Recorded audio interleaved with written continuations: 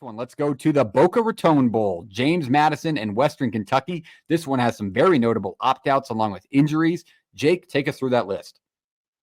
Yeah, this list is long if you're Western Kentucky. Your second leading receiver, starting tight end, starting nose tackle, your third leading tackler, starting linebacker, starting defensive end. On the other side, JMU has a starting offensive tackle out, but let's not forget, last night in my notes, I had Caden Velterkamp, the starting quarterback for Western Kentucky, playing. He is also in the portal along with TJ Finley. Somebody's going to love having Veltkamp on their team next year. So we get a third string quarterback appearance from Western Kentucky. Also, Alonzo Barnett the third. Don't want to disrespect him because he's been awesome this year. Starting quarterback for JMU, not transferring. He's out with an injury though, which sucks because I love watching that kid play. So we don't get either starting quarterback in this one. Yeah, that's definitely notable. I want to say the thing that sticks out to me is one on the Western Kentucky side of things.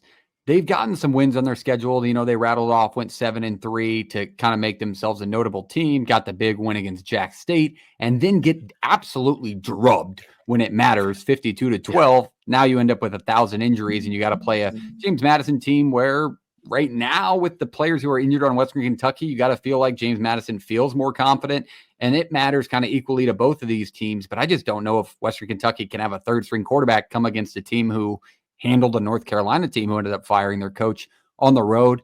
Not to mention Western Kentucky, one of the top 5 worst rush defenses in college football this season. So look for James Madison to run the ball, slow the game down a little bit. Yeah, run the ball. Technically, that could work.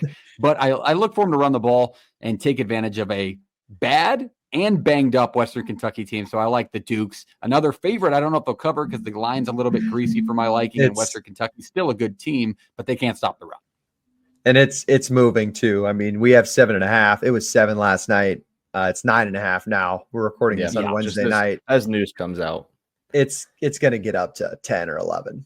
Yeah, but James Madison to win the cover, whatever. Yeah, my whole thought process on this is that, you know, Western is one of those schools where they feel like they give kids a second chance to come in and, you know, second life. Like TJ Finley, not second chance, third or fourth, but Veltkamp should have been the guy early. I think he understood kind of that offense. They are very good at getting talented and making the best of what they have.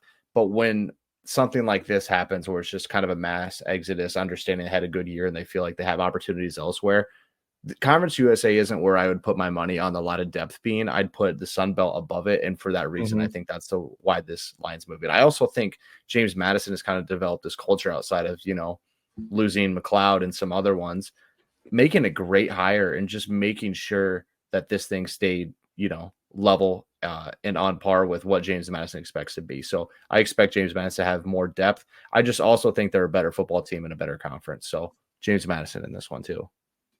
Jake, we rounding out with 3 unanimous picks.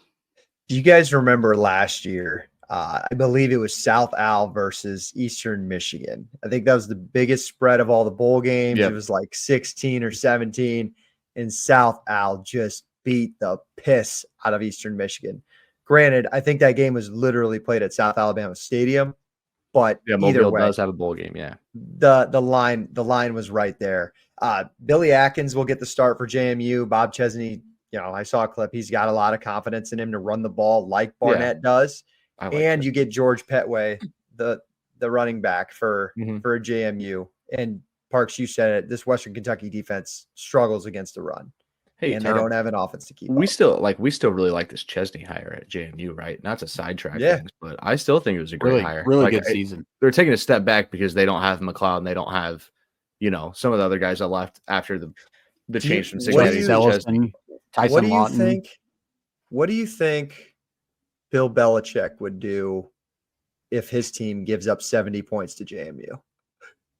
He'd like, do you think he'd walk in bring in Tom Brady to recruit quarterbacks? Yes, I don't really think we should have gone out there and done that, but they just can coach him up, but it doesn't really do too much for him. That is actually shockingly accurate for the impressions usually shoot for JP. That's pretty good. I'll give you that. That was really good. But no, I think I that think these we're kids are more all worried about their girlfriends right now than they are playing football here for the Tar Heels.